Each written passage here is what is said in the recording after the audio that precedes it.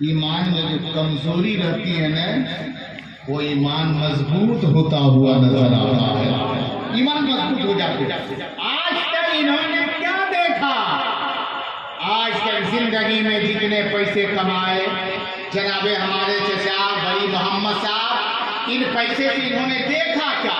इन पैसों से ये देखा कि हमारा मकान इतना ऊंचा है, इन पैसों से ये देखा कि हमारी दुकान इतनी अच्छी है, इन पैसों से ये किया कि अपने बेटे को अच्छी ड्यूटी लगा दिया, इन पैसों से ये किया कि अपने बेटों के लिए अच्छा कपड़ा बना दिया, इन पैसों से ये किया, उन दौलत से इतने ही किया कि हमारी जिंदगी कैसे संवरेगी।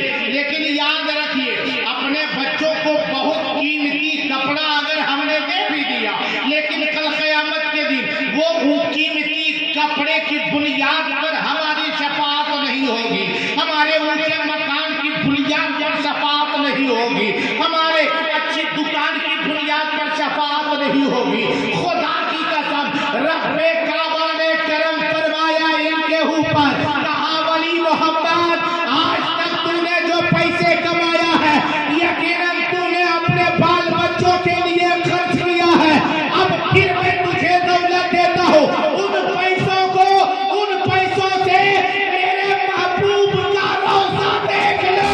अरे वो पैसे जो दुनिया में तूने खर्च किया, वो पैसा मेरे दुनिया में खर्च हुआ वो दुनिया ही में काम आएगा, लेकिन जो पैसा मेरे महबूब के रोज़े की हाजिरी के लिए खर्च करोगे, उसमें दुनिया में भी तेरी इज्जत बढ़ेगी और आखिरत में तेरा मकाम ऊंचा होगा। सुभान अल्लाह।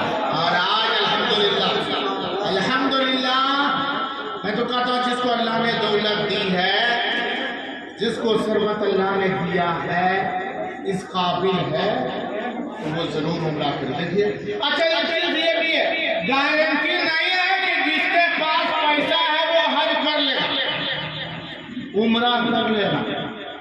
पैसे की बुनियाद पर उम्रा कितना लगता है? 60,000, 70,000, 80,000, 90,000, 1 लाख, 1.25 लाख में वापिस। हमको लगता है 100 में से 85 क्या 90 लोग ऐसे हैं जो 1.5 लाख 2 लाख का मालिक का भी नहीं होता। सब उम्रा कर पाए? मौलाना शमशीर साहब उम्रा कर लिया, पैसे की बुनियाद नहीं, दौलत की बुनियाद पर उम्रा हो जावे नहीं। किसी ने कहा था कि कहाँ का मनसब, कहाँ की दौलत, कसम खुदा की है ये हकीकत, कहाँ का मनसब, कहाँ की दौलत, कसम खुदा की है ये हकीकत। अरे जिन्हें भुलाया, जिन्हें भुलाया है मुस्तफा ने, वही मदीने को जा रहे हैं। जिन्हें भुलाया है मुस्तफा ने, वही मदीने को जा रहे हैं।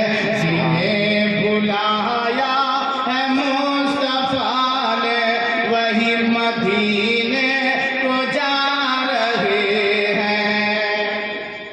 एक चीज को देखिए, अल्लाह ना जाने किस अमल को हमारे रब कबूल कर ले, और उसी एक अमल की बुनियाद पर हमारी दुनिया भी सबर जाए, हमारी आखिरत भी सबर जाए।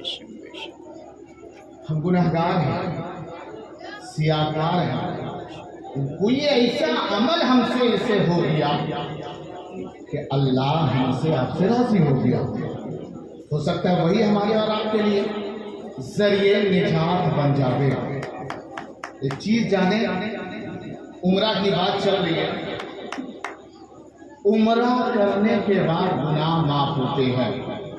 अच्छा, ये भी गारंटी नहीं है कि हम उम्रा किए, हम हज किए तो मेरा हज कबूल हो गया, मेरा उम्रा कबूल हो गया, कोई गारंटी नहीं दे सकता।